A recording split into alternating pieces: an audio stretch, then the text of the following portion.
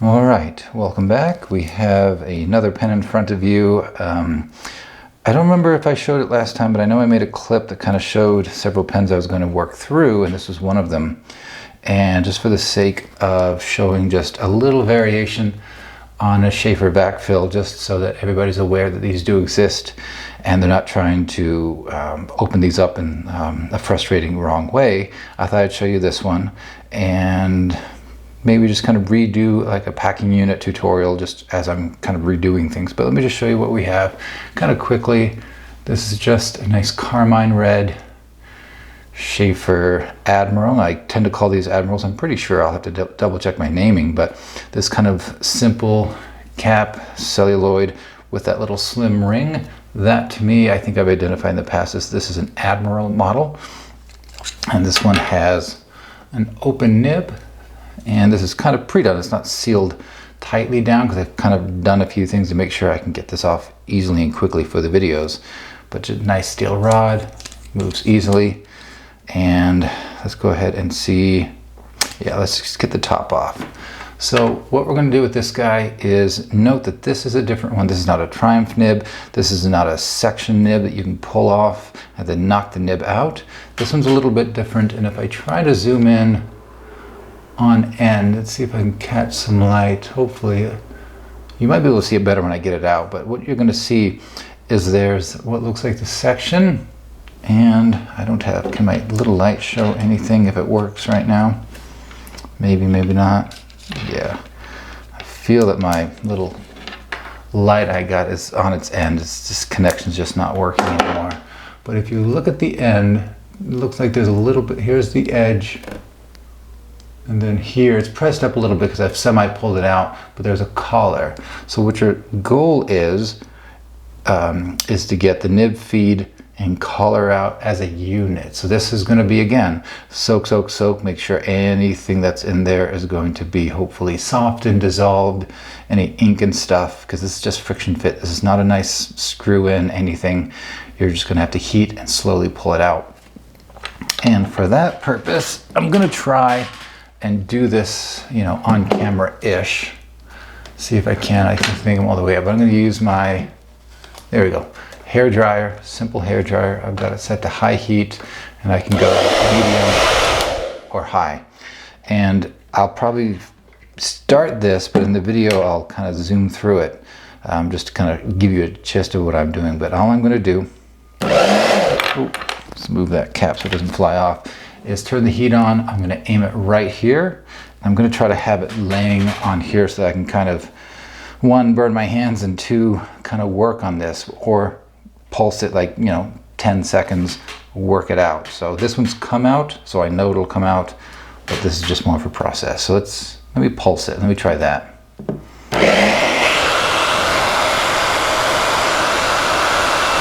seconds. You're trying lightly twist it. I'm going to break this, so I'm going to try again.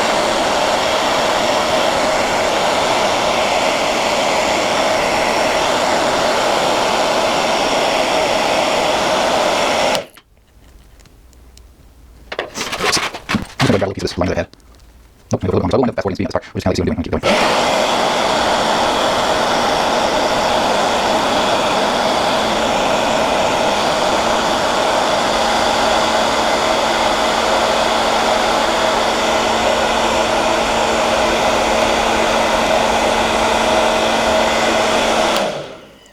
Okay, there we go. It came out. And what I basically did was, I know that these things tend to be very brittle, and so I'm trying to hold it by the nib and then the feet a little bit, and I'm not really like torquing. I'm trying to give a little bit. I'm actually trying to like rock it a little bit to kind of give it a little bit of something, and I'm trying to pull at the same time. So it's kind of a pull and rock. So I don't want to twist and break this or bend this or do something. So it's a little bit of a touchy thing.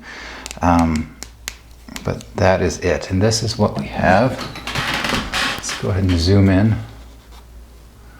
As you'll see, feed, nib, and a collar. And let's see. Yeah. Honestly, nothing in here, just a little piece of I don't know, who knows, something. Oh, probably Plunger. But honestly, I don't know. Looking at the tip of this, sorry for off screen, I don't know if there was a breather tube or not tube, but you know, little breathers, things that come out the end, because it does look a little bit like there's something in there, but I honestly, I don't know. Is that just junk? This one I don't know, so we'll see how it works in the end.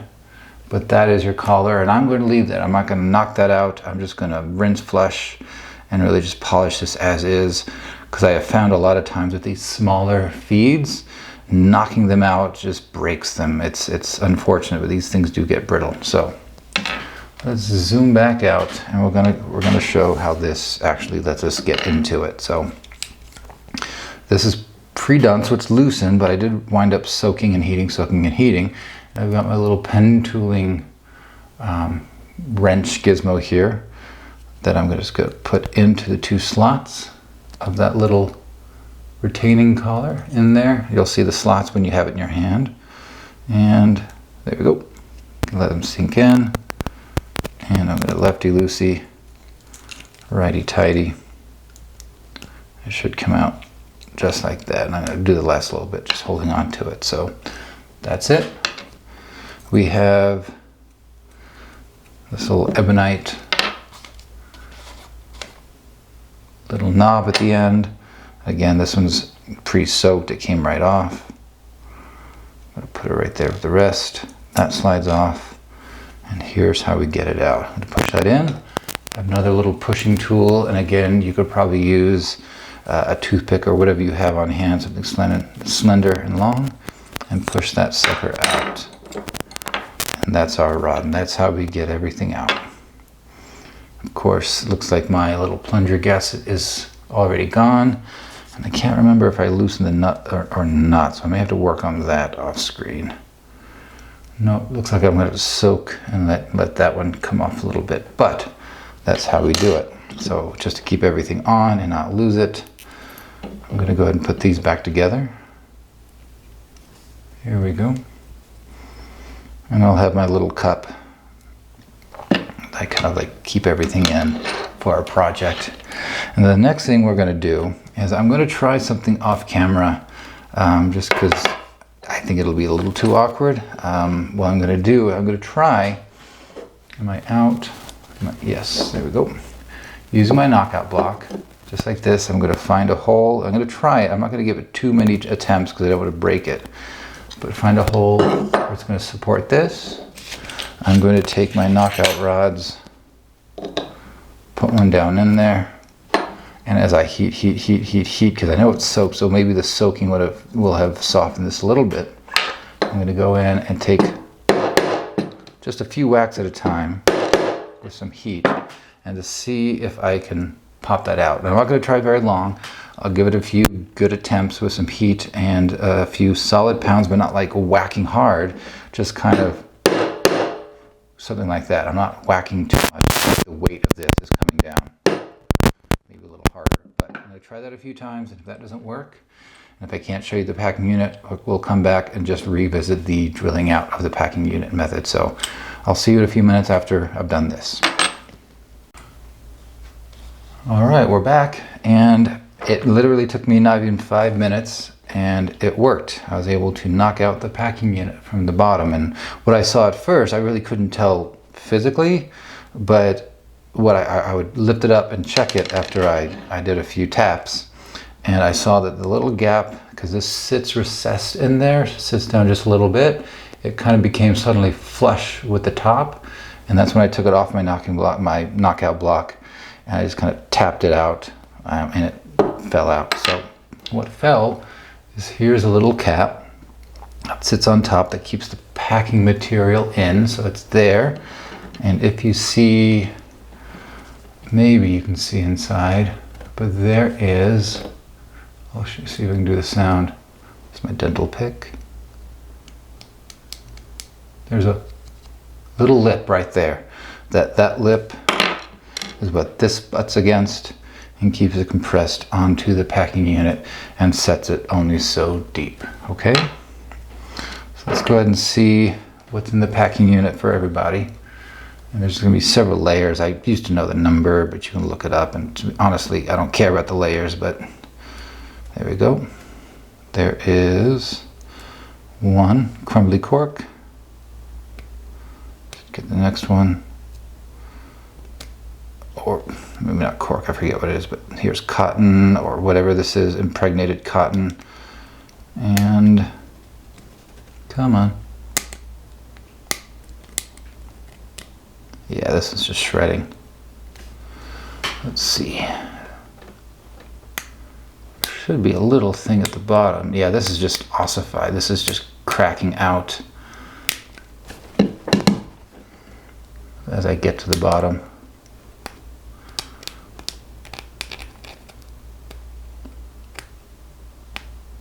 I think that's it. I think whatever's in here was just so dried, but we have some layers of cotton, and we have the top here, and I'll double check. That looks like it. Not a lot. Whatever is left crumbled. I'm going to go through the bottom to see if I just find a lip of anything, but nope. That is it. So what we're going to do now, and I'll get that from the floor in a second, is I think I'll go ahead and do the polishing. Do the usual stuff. Where'd my cap go? So we will do our polishing. I'll use my micro mesh. Oop, here we go. We'll use my micro mesh and then my polishes. And this one has a really nice imprint still, but it also has a little personalization right there. WG, up and down. I don't tend to see them up and down like this, but it's kind of nice. It's subtle. So I'll protect both of those the best I can. A little tape there, a little tape there, and we'll work through everything. The sky, he'll polish up. Hopefully it's a little like brass showing through, whatever the plating under the gold. So it's probably just brass and like a little oxidation from the underlying metal. So hopefully this will polish off. And I'll do my best just to kind of polish around this and not leave any marks, but it looks pretty good. There is a little bit, and let's see if you can see the contrast.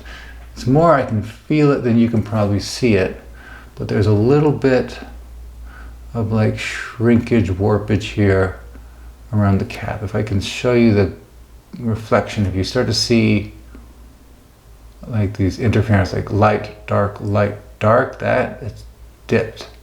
Like there's a little bit of a ripple. And again, these things are hard to see when you're doing something on like online. You're not probably going to know some of this stuff until you get it and you feel it. And this is not bad. I mean, this is clearly not affecting how the cap goes on. Is a little more cosmetic and just, you know, to be aware of. And I think that looks like maybe is there a little pull away from this? And, you know, is this supposed to be a little bit tighter in there, but little small gap, and sometimes just a cap liner. Maybe you can press it down, but that might be it too. But honestly, I don't know how tight that's supposed to be. So anyway, let me go ahead and polish everything up. And then what we'll do is, I think we'll just kind of go through the process, and I'll have to pick up my packing unit, is repack it, set it in there, and I think it should friction hold, but I will put a little shellac adhesive or something in there to kind of make sure there's a seal. We'll seat this back. But anyway, before I talk too long, let me polish, we'll be back, and then we'll deal with the packing unit. So I'll see you probably in a day or two. All right, welcome back. And we have the Carmine Sheaffer Vac-filler balance Admiral back in front of you. And as you can see, everything polished up really well. I was very happy with this one. And as you can see, the gold polished up quite well as well.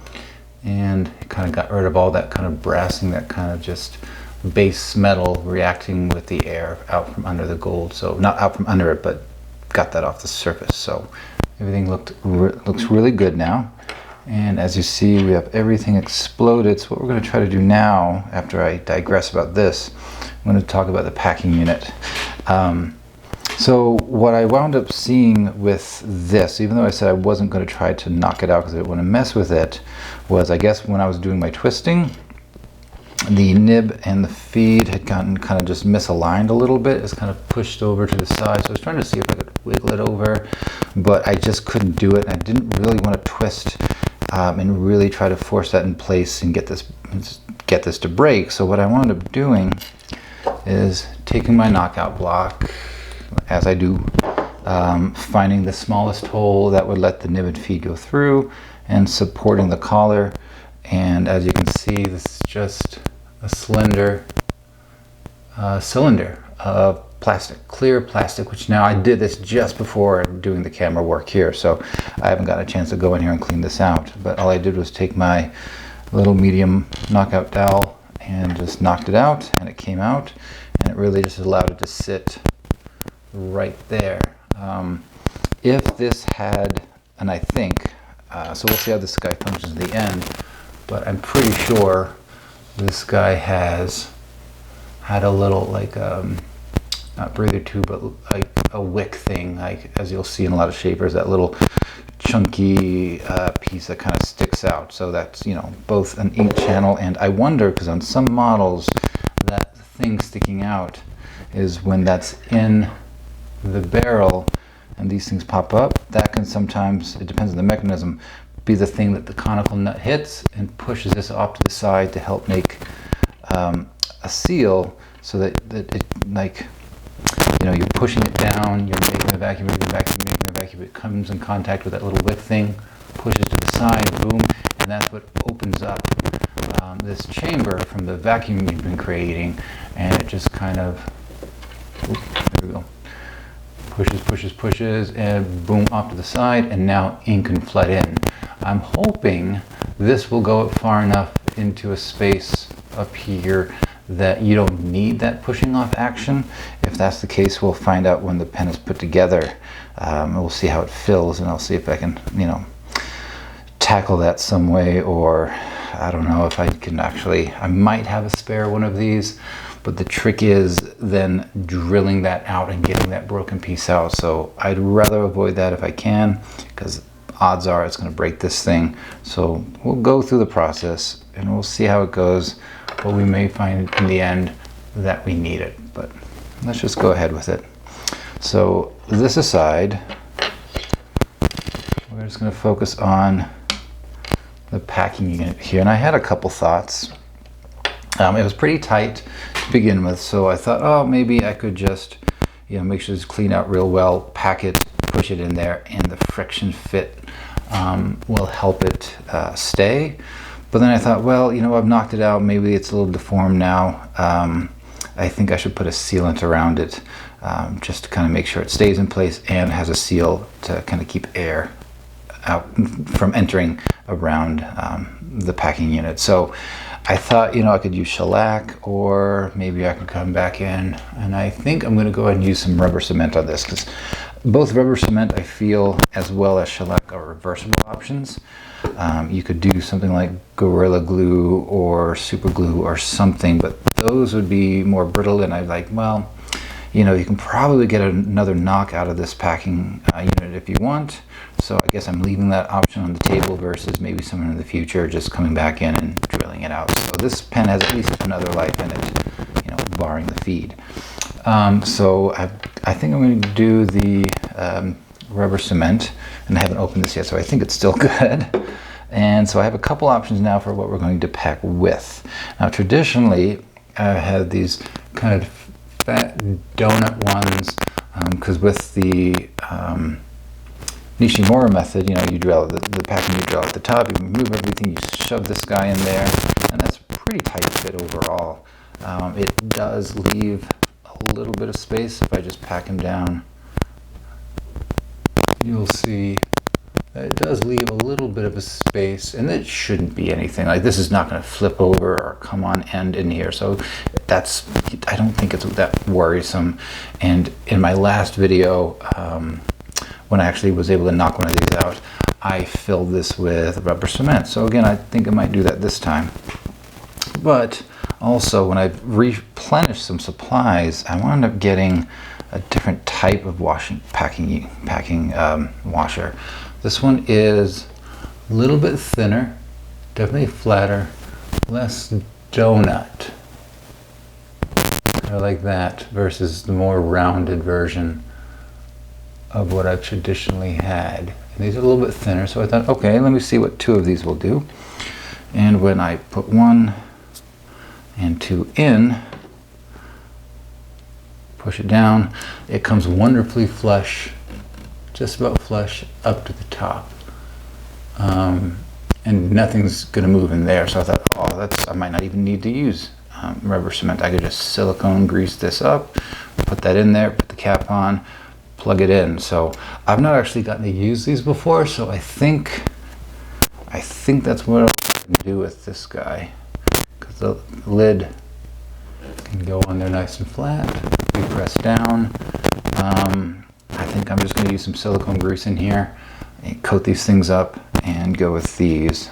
Maybe just save this from my other method, the Nishimura method, so use these guys for the drill out method. So I think that's what I'll do. So let me go ahead and get ready and push these out. And I have a toothpick and some Q-tips to see what the best way to put the rubber cement into the I don't know, it's not into the packing end of it, into maybe, ooh, where is it? Into the recess to be able to push the packing unit back in. So here's my silicone grease. I'm kind of starting to run low. Let's just go ahead and boot these guys up. There's one. Fairly generous with it. There's 2. Got a rag for my finger because I'm learning how to be neater and better at some things. Wipe the sides. And there's a packing unit. Easy peasy. So here's the part where I might be a little more awkward again. So I'm going to take my big dowel to kind of help me out again. I just like it as, a thing to push against. And I'm going to take my lid, put it here, and just tap it down. Just kind of make it flat, but it only goes so far down, so it's in there nice and flat. And here we go, game time decision. What am I going to do? Let's open this first. Let's see if I'm out so you can see kind of what I'm doing. Nice and gooey still. I guess since that's there, let me go ahead and see if use a Q-tip, the kind of, not Q-tip, but the, yeah, Q-tip. See if I can just coat it this way, rather than use the big brush that's in there. So it's going all the way around. I think I'm going to be a little bit generous with it just because I know it's a tight fit, so it's a lot's going to be pushed out. So get as much as I feel I can. I'm going to take it by, I'm going to call it the nipple. Well, I wipe my hands off, and I'm just going to straight up get it started and push it in, and it's caught by the lid. I've got some pushed out here, and since this dries slowly, another reason I picked this instead of the shellac, which it dries somewhat slowly, but also kind of gets sticky on your fingers, and it's hard to wipe it off. But I can do this, get that all wiped off, and on the other end I'm going to gently put a Q-tip down, and just if anything's squeezed in, gonna see if I can wipe off any rubber cement that got in there. And just because I'm going to push a little Q-tip through, I could push the rod, but I'm just going to push that through. It goes through nicely, and that's just for me to make sure that I get glue and stuff out of the middle of that hole, out of the middle of the packing stuff. And since I did that impromptu, I'm going to reach back here for a tool I thought was handy. Maybe not, but There we go. I thought I would just reach in and grab it, but there. So I've cleaned the pathway out. That's in there, it's fully down. And I'm just gonna put this on to see. It lines up nicely. I'm gonna leave that off in case there's any residue. But this is I'm gonna let this sit for 2 days. Let it really look nice and tight. And what will I do in the meantime? Clean this out, and I'll dig around and make sure I have my gasket here, and come back when I'm ready to re-rod this. This one will probably be a few days before I can get back to it, but that's the plan. And hopefully this made sense. It'll be a little more clean and easy than the previous time I did this. So, yay me. So I will see you probably in a few days. Here we go. With this guy finishing up the putting back together. Alright, see you then. Alright, welcome back. Carmine Red Admiral. And I reviewed my videos, so I know that I did talk about this, and I'm going to make a little diversion about the packing unit. So let's go ahead and talk about, or not talk about, but get the feed and nib back into the little collar. So let's just pick them up, line them up, and let's go gently. I don't know if I'm going to have to use heat or not for this, but it slides in. I'm just going to put some downward pressure straight down, so that it goes into the collar.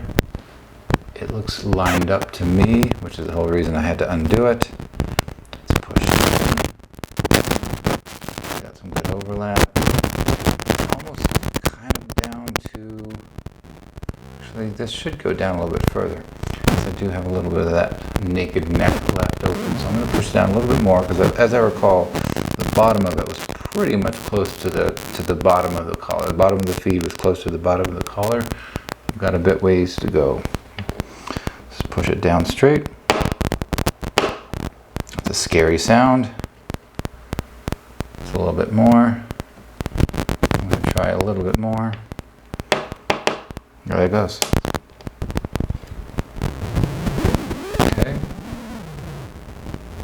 Looks good. It looks like I'm pretty much down to the bottom. I don't know if I want to go too much more. I'm just checking around the collar, make sure it didn't break or anything.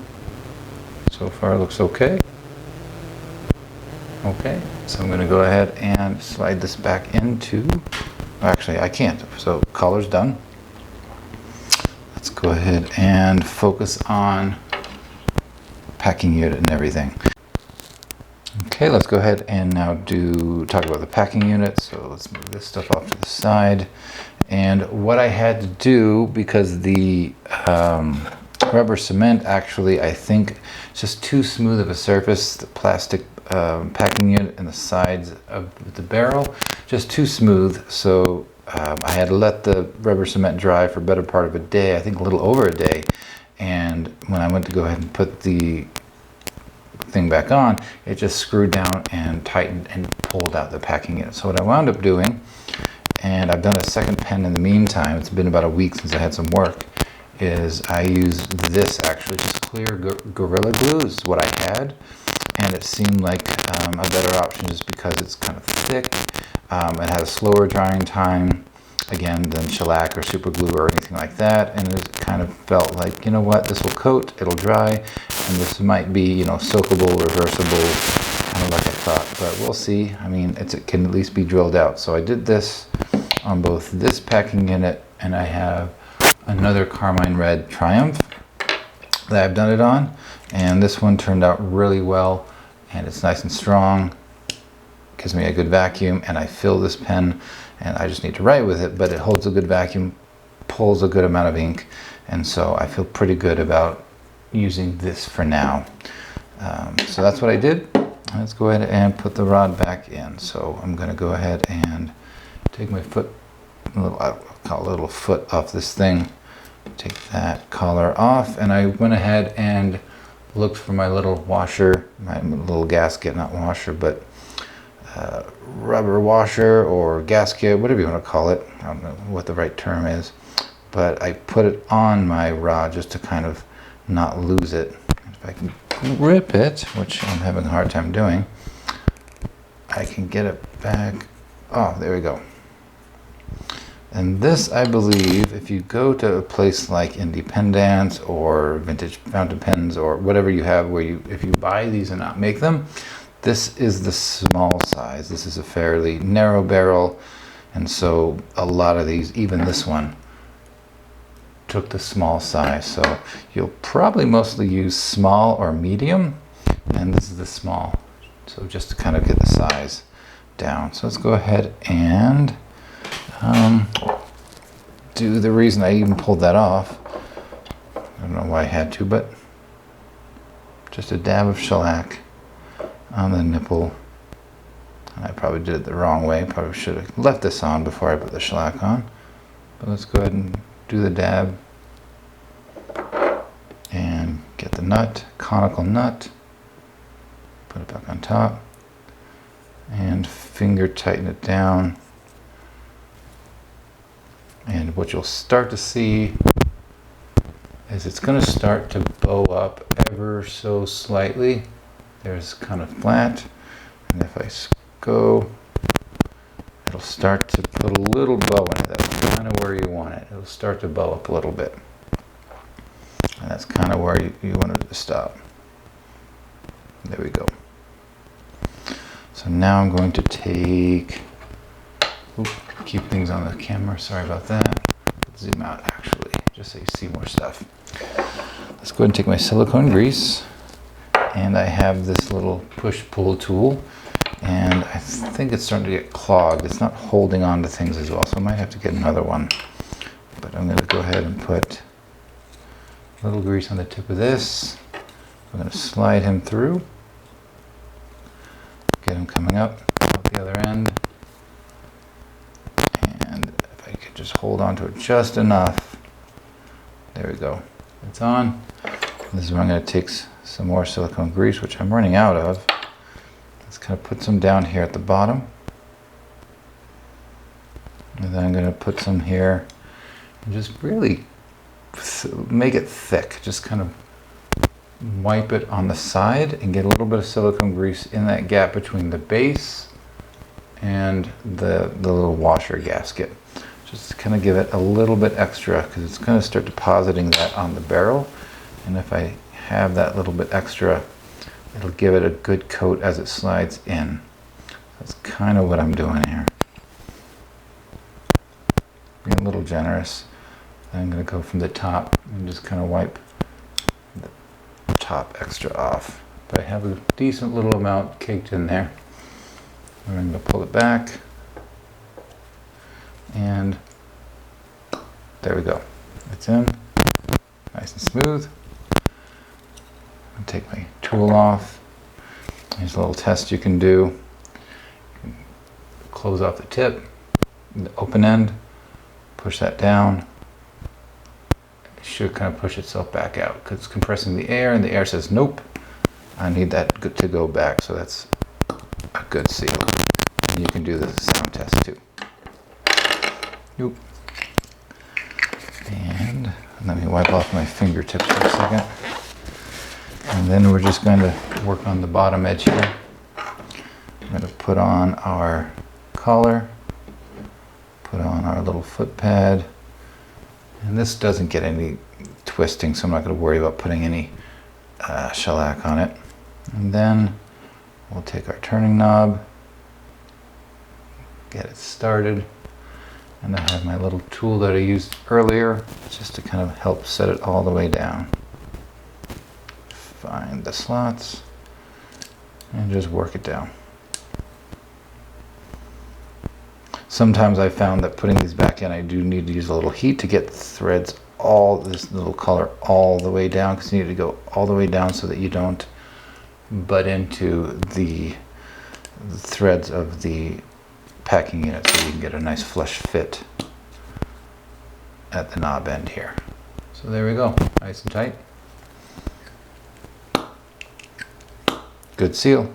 Happy with the Gorilla Glue right there actually, so I might consistently use that. Now the only thing I'm worried about here, putting this collar in there, I needed heat to get it out. I'm probably going to need some heat to get it in, and I'm going to start it and I have my block here. So I'm probably gonna go undo what I did earlier in the video, kind of heat, and then just kind of slowly press this guy down so that it fits in. So I'm not gonna push it too hard now. Kind of have a decent little start. So I'm gonna go away, use some heat, and get this all the way back in.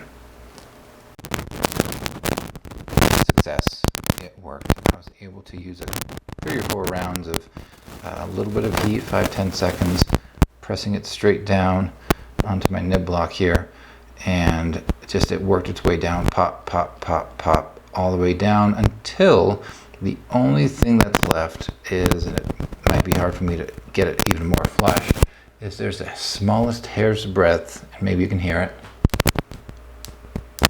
of that collar sticking out just above the section area. So I'll have to look at some photos to see if it's worth, you know, trying to get that all the way down, and I probably will, just to make sure it's flush. But I think it seated itself well. It looks good and tight all around, and I even tested it to see if it would take a vac, and it did, and it filled up nicely with ink, pretty much 2/3 of the way up. So I think everything is nice. The Gorilla Glue down here has kept a seal around the packing unit. My collar is back and nice and tight. And the other thing that's good about that is I was worried that that little ebonite piece at the bottom of that feed was necessary to push the conical nut off to the side just enough to open up a space to create the vacuum, or to release the vacuum so that the ink will fill in. But that's not the case, so I'm very happy about that. And all that's left to do is do a little bit of reading, and I'll see if I can read maybe a few details about maybe the Admiral, some dates for this particular model, as we've talked about the balance before, but I'll get some general dates for you, and we'll just kind of take this guy through the paces and we'll see how it writes. So I'll see you in a few. All right, here we go. Let's go ahead and do a writing sample and talk a little bit about this pen, which honestly, at this point, I have no idea what it is. But let me go ahead and hold it up. Kind of get a little bit more glare and some light onto this. This is Carmine Red, and everything turned out really well for this guy.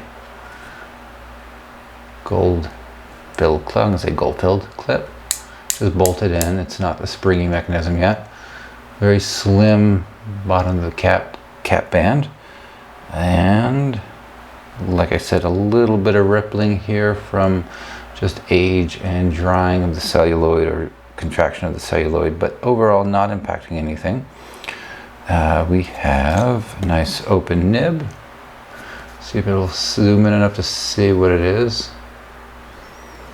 From I can see Sheaffer. Ooh, dang it.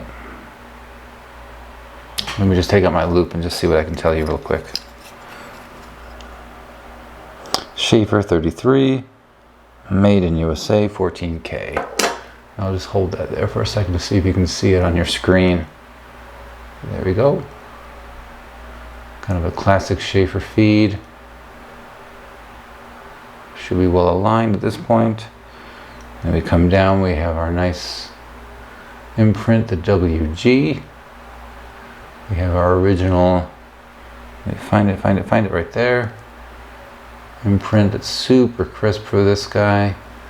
We have our filling knob, which I can feel the grip lines there. Let's see if we can see it.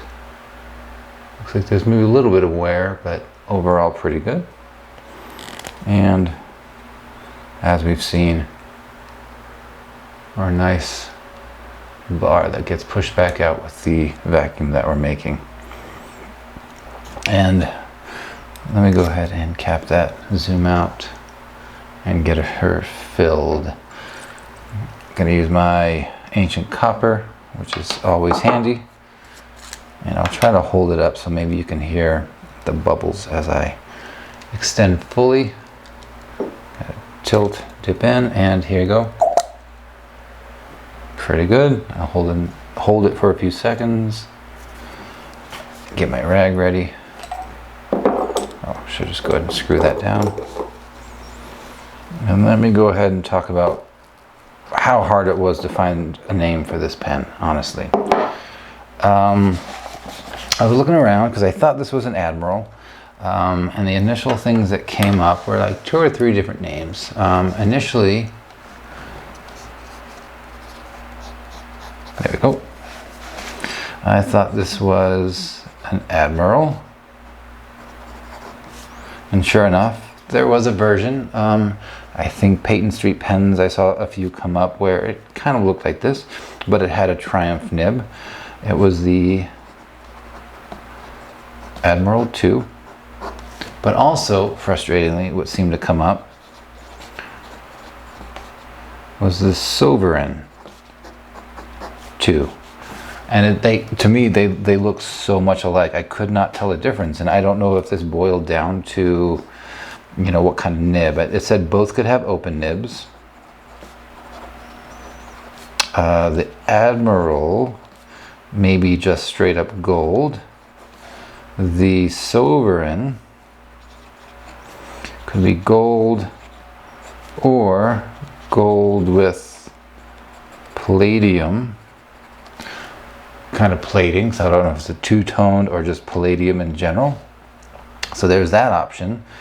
They didn't really address whether an open versus Triumph nib made any kind of a difference, because I saw this one, Peyton Street Pens had a Triumph nib, but when I just kind of looked in a few lines, said Admiral tend to have an open nib. Again, I don't know. And then to really confuse me, as I pulled out my books, I have several books about vintage pens and advertisements and stuff like that, and it gave it, the one that I saw again had this little band.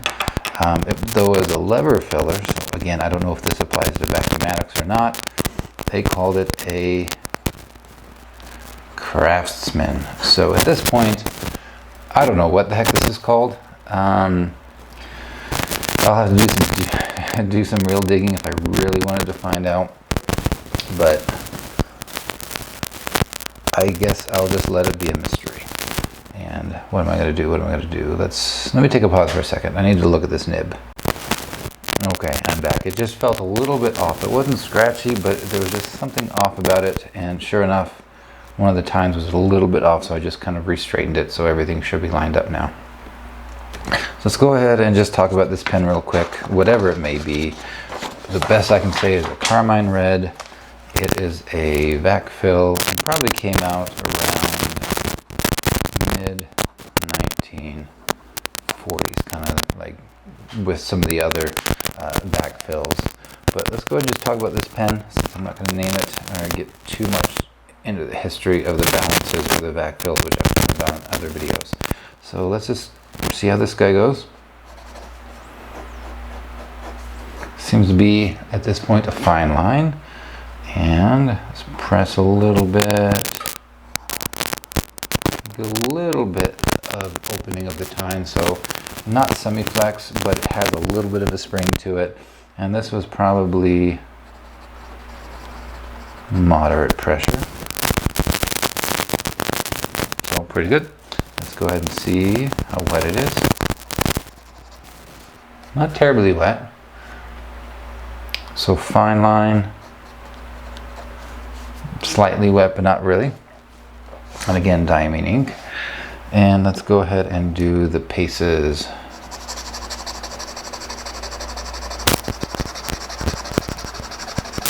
Seems to be keeping up. Oh, hey, I skipped or jumped so far.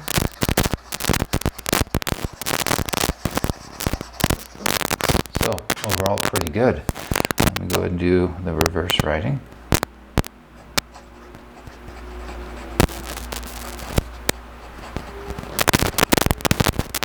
It does seem to take it down a little bit in terms of size, maybe. Yeah, ever so slightly, I think. It takes it down maybe like a half step, just a little bit finer, nothing major. And I will say that this reverse writing feels a little scratchy at this point. I mean, not terrible, but this starting to feel like, if I roll this a little bit off, it might dig into the paper. So a little bit of scratches, but not bad. But again, I don't really often see why people talk about reverse writing. I'm just doing it because I've seen these in reviews and I just feel almost obligated to talk about reverse writing.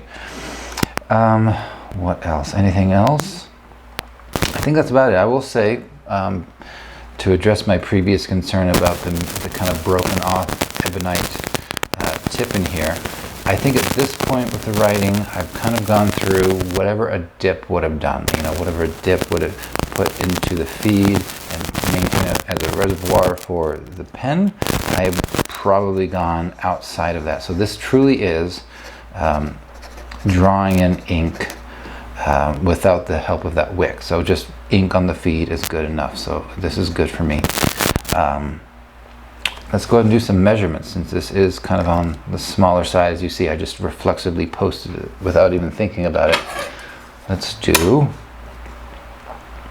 capped is about 4 and maybe just shy of 7/8. If we do it tip, it is 4 and about 1/8. And then if we do it from the functional feed, from the section, is move it right there. Probably like 3, just shy of 3.5, a little more than 3 and 3/8. So probably like 3 and like 7/16, something like that, right in there. And let's go ahead and do it posted, which I just kind of did because it felt kind of on the smallest side of where I would want to pen. Like it's just sitting right there in the crook, and this is a fairly kind of tight section for me. You don't have a lot of room to move. Oh, and I will say, let's talk about the section in a second, but if I post it, it's tight, it's good and secure, you feel it go on. And again, I'll go from the section is about 4 and 6/8, so 4 3/4. And let's go back and talk to the grip. It is knurled. You do get a little bit of the grip section, so it's going to hold you in there a little bit. You have the flare of the section so that you're kind of nestled right here, and you've got this metal cap ring that, depending on if it's loose or anything shrunk, you can often catch a bit of this edge. And this one, I kind of feel it, you know, I've got there's a lot of texture. I feel the grip lines, I kind of feel the thread. So you really just kind of want to stay still and stay put right in there. So good for writing. I wonder if you're going to use this for hours, if you'd start to get a little bit of irritation, it would need to build up your callus. So that's what I would say about it. But otherwise, I mean, smallish pen, which to me, this is probably the smallest I tend to go. Capable for sure, secure. And I mean, I've held this up to the light. It fills a good 2/3 of the way up, so it has a good ink capacity. So overall, a good pen. I would say if you got sensitive fingers, it might not be a writer for you. I like a good open nib, honestly. I probably like them still better than Triumph nibs. I have nothing against a Triumph conical nib, but I just kind of like open nibs. It just screams fountain pen to me for some odd reason. Very attractive. I love the carmine red. So overall, in terms of Sheaffer, solid. It might just have a little bit of a nuanced in terms of texture quality that might make you feel like, not for me. Being on the smaller size, it might not be for a lot of people, but I think in terms of collectability, in terms of quality pen from Sheaffer, I think it's pretty darn good. And I'll just kind of bring the other one I had the other day. This is just the Vac-filler Triumph with that wide, super wide cap band, and it's only a little bit bigger for some odd reason. And despite that, it just sits a little bit higher, feels just a little bit bigger. But again, this little cap ring, this kind of threaded part, just kind of feel that. So maybe this is a little thing that Sheaffer sorted out later in their run of some of these Triumphs, whether or not this is a big, like people were big fans of these. But in terms of like balances and backfills, the carmine red is super attractive. It gets you away from some of that military green and brown, so it gives you like something visual. So I think they're worth having. I think I've seen these go for a little bit more on eBay just because of the color, and when they're in really good condition, I think, you know, people like, ooh, a pop of red or something a little more flashy. So I think these do go a little bit higher on eBay. Probably put these in the 120s to 150s, maybe 175-ish range, you know, because maybe people don't like these backfill triumphs quite so much. So in the mid-range, this might be probably in the 1 to 150 range overall in good quality. But I think this one's a keeper for me just because it does have that little issue on the inside, and I'd rather just, you know, have this one. I don't have an Admiral or Craftsman or Sovereign or whatever the heck this is, and I think I'll keep it for my collection. And just so you know, be on the lookout up in my description section for my eBay link. This will probably go up soon if you're interested in that one. And just because I'm hawking it, I'm gonna go ahead and do a fill and just kind of give you a few lines of this one. Don't. Great pop. Okay, knock it down, wipe it off, and let's go. Wipe that off before it goes bad. There we go. I'm gonna go Sheaffer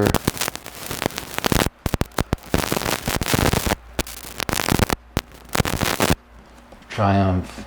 So this is kind of on the extra fine side, just a very fine nib, but again, just like Sheaffer's quality workhorses, it'll keep up. And of course, these are nails. These Triumph nibs are not flexi nibs, and overall fantastic. I mean, I like this one.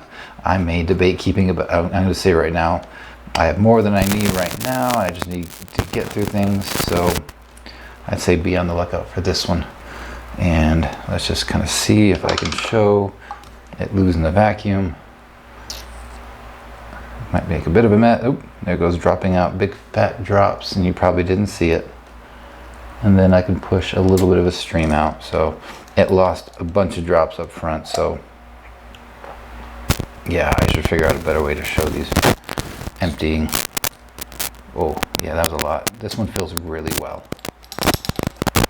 Okay, let's go ahead and cut this video off. Again, getting a little bit long. Always a big fan of Sheaffer Vac-fills.